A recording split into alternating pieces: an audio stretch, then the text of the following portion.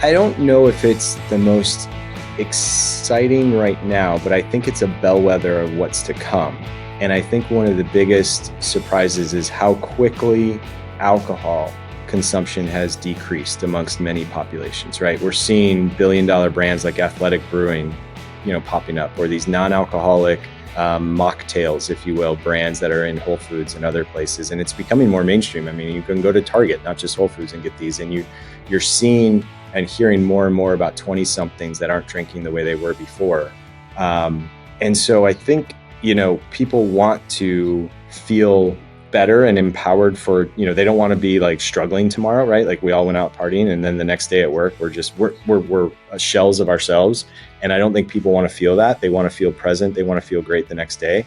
And they're recognizing that alcohol truly is a toxin in many ways. And look, I have a few drinks still here and there. I'm not judging anyone that does, but I think it's a really interesting trend that it is possible, just like smoking 20, 30 years ago, can go down with the right messaging and the fact that people recognize they have the power to take care of their health. So I look at that as a trend that says there went from, oh, I don't know if heart disease or cancer is in my future. It might be luck of the draw. It might be genetics, where now I think that's a signal that people recognize so much more that how much their behavior can impact their health more than it ever has in the past. And so I'm excited to see where that goes next and what people are further willing to do.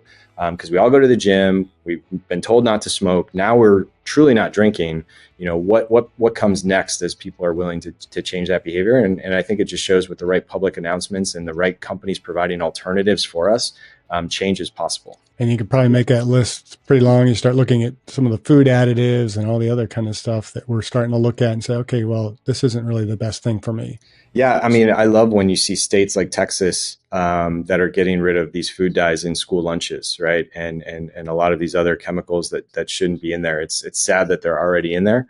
But when certain states start to get rid of the junk that these food companies already aren't putting in, the cereals or the other products that are going to Europe or Canada, I think that will start to make a big change, right? Like I see that in kids that have ADD and all these other behavioral issues. Like, I mean, we're really giving them things that we're not supposed to have. And any science that tells you any one food additive or food dye, chemical isn't a problem, that's fine. But we know we're just stacking dozens and hundreds of them over and over in every single meal. And we really can't fully understand what that's doing to our mind and body. So yes, I think the more chemicals we can get out, the better. It blows me away when I learned that the plants in the U.S. that are making cereals for consumption in the U.S. are the same ones making cereals that are being shipped to Canada that aren't permitted to have all these dyes and everything else. It's like, how is that at all profitable to be putting this crap in our food to keep here, but then you can still manufacture a different product, a different version of the product to send somewhere else? Just blows me away. Isn't it easier just to give us healthy food?